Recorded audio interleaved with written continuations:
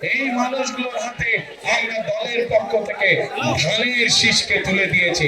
আগামী 1000 বছরেও আমরা চাই প্রত্যেকটি ধর্মের মানুষ শান্তিতে এই দেশে বসবাস করবে। প্রিয় ভাই বোনেরা, আজ আমি ঠাকুরগাঁও, দিনাজপুর, নীলফামারী সমগ্র এলাকার এই বৃহত্তর এলাকার মানুষের কাছে, ভাই বোনদের কাছে, মা বোনদের কাছে আজকে আমি এসেছি ধানের শীষের পক্ষে আশা করছি, আপনাদের সমর্থন আমরা আশা করছি।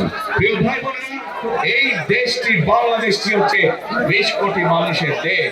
আমরা সকল সবাই একটি কথা বিশ্বাস করি, দেশে হচ্ছে বেগম খালেদা জিয়া এত নির্যাতনের পরেও উনি একটি কথাই বলতেন যে এই দেশই হচ্ছে তার প্রথম এবং তার শেষ ঠিকানা। বিএনপির প্রত্যেকটি নেতাকর্মী, শহীদ জিয়ার প্রত্যেকটি সৈনিক, খালেদা জিয়ার প্রত্যেকটি সৈনিক বিশ্বাস করে যে বাংলাদেশই হচ্ছে তার প্রথম এবং বাংলাদেশই হচ্ছে তার শেষ ঠিকানা। এই দেশ আমরা বিশ্বাস করি জনগণই সকল ক্ষমতার উৎস, এবং যেহেতু আমরা বিশ্বাস করি জনগণই সকল ক্ষমতার উৎস, সেই জন্য আমরা জনগণের সামনে এসে দাঁড়িয়েছি। জনগণের সমর্থন নিয়ে জনদেশে তরুণ সমাজেরা, যুব সমাজের সদস্যরা তাদের লেখাপড়ার পরে কোনো না কোনো একটি কর্মসংস্থানের ব্যবস্থা করতে পারবে, তাদেরকে বেকার থাকতে হবে না। যেই বাংলাদেশে আমরা এমন একটি বাংলাদেশ চাই, যে বাংলাদেশে মানুষ অন্তত ন্যূনতম চিকিৎসা ব্যবস্থা থেকে, চিকিৎসার সুবিধা থেকে বঞ্চিত হবে না। প্রিয় ভাই বোনেরা, এইরকম যদি একটি বাংলাদেশ আমরা গড়ে তুলতে চাই, তাহলে আপনাদের প্রত্যেকটি মানুষের সহযোগিতা আমাদের প্রয়োজন, সমর্থন আমাদের প্রয়োজন। প্রিয় ভাই বোনেরা, আপনারা কি এরকম বাংলাদেশ গড়তে চান? কারা কারা এরকম বাংলাদেশ গড়তে চান? একটি নিরাপদ ভবিষ্যৎ তৈরি হতে পারে। প্রিয় ভাই বোনেরা, ৭১ সালে আমরা যখন যুদ্ধ করে দেশ স্বাধীন করেছিলাম, তখন আমরা দেখিনি কে মুসলমান, কে বৌদ্ধ, কে হিন্দু, কে খ্রিস্টান।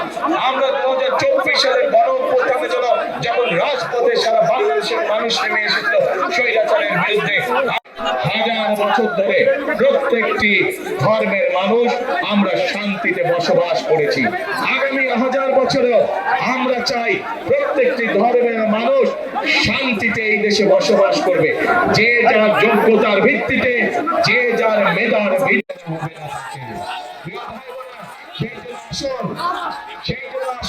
সেইরকম একটি বাংলাদেশ যদি গড়ে তুলতে হয়, তাহলে ইনশাআল্লাহ আপনাদের পাশে আছে। সেরকম একটি যদি বাংলাদেশ গড়ে তুলতে হয়, বিএনপিকে বাংলাদেশের জনগণ তাদের পাশে সকল সময়। শপথের জনসভা, যেই জনসভায় আমরা শপথ নেব আমরা আগামী দিনে একটি নিরাপদ বাংলাদেশ গড়ে তুলব, যে বাংলাদেশ সকল ধর্ম মতের মানুষ একসাথে কাজ করবে, একসাথে দেশকে আমরা গড়ে তুলব। প্রিয় ভাই বোনেরা,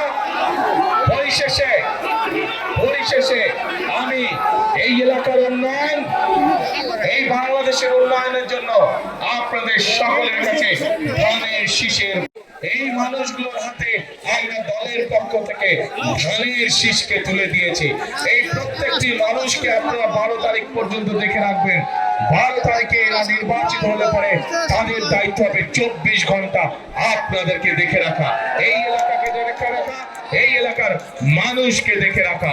আমি কি এই মানুষগুলোকে আপনাদের হাতে দিয়ে যেতে পারি?